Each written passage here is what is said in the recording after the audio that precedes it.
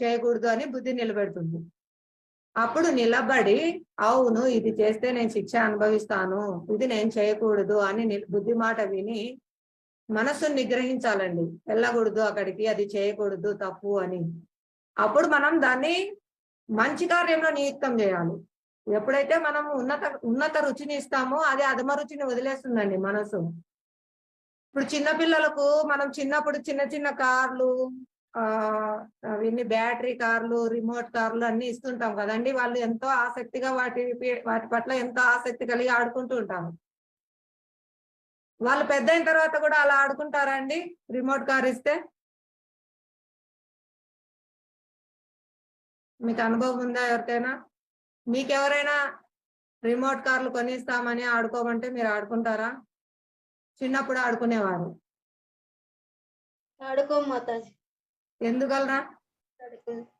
ఎందుకు వయసు వచ్చిన తర్వాత మనం దాన్ని చిన్నప్పుడు ఒకలాగుంటాం, పెద్ద అయినాక మారిపోతాం కదా మాతాజీ. అదే ఎందుకు అది మనలో చేంజ్ వస్తుంది కదా. అది చిన్న వస్తువు మనం ఆడలేము కదా, పెద్ద దానితో మనము నడపగలుగుతాం కాబట్టి. Very good very good. పెద్ద కారు గురించి మనకు అవగాహన వచ్చింది కాబట్టి పెద్దదాని ఉపయోగాలు తెలిసింది. మనం పెద్ద కారులో వెళ్దాము, ఈ చిన్న కార్లు ఎందుకు అని దాని యొక్క అల్పత్వం మనకు తెలిసింది కాబట్టి దాన్ని వదిలిపెట్టాము, పెద్ద కారు కోసం ప్రయత్నం చేస్తున్నాం. అంతే కదండి? అలాగే ఈ భౌతిక జగత్తులో కూడా హరిబోలు. అవును మాతాజీ. అలాగే ఈ భౌతిక జగత్తులో కూడా ఇవన్నీ శరీరాలు మారుస్తూ ఉన్నాము. ఇక్కడ ఆనందం కోసం ప్రయత్నం చేస్తున్నాము. ఇది కాదు అల్పమైంది, ఇది బొమ్మ కారు లాగా. మనకు నిజమైన కారు ఉంది, నిజమైన ఆనందం ఉంది, నిజమైన మన ఇల్లు ఉంది ఆధ్యాత్మిక ఆకాశంలో.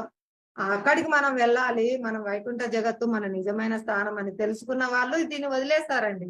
ఈ అధమమైన రుచులను, అధమమైన వాటిని వదిలేస్తారు. ఇది మనల్ని దుఃఖానికి గురి చేస్తుంది, బాధకు గురి చేస్తుంది. రియాలిటీ ఉంది, రియల్ లైఫ్ ఉంది, రియాలిటీ ఆధ్యాత్మిక జగత్తు. ఇది వికృతంగా ప్రతిబింబం అండి, నీటిలో ప్రతిబింబం లాంటిది ఇది.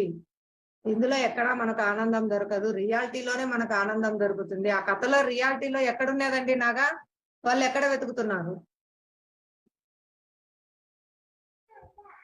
చెట్టు పైన నుంచి మాతాజీ, నీళ్ళల్లో వెతుకుతా ఉన్నారు మాతాజీ. హరే కృష్ణ మాతాజీ.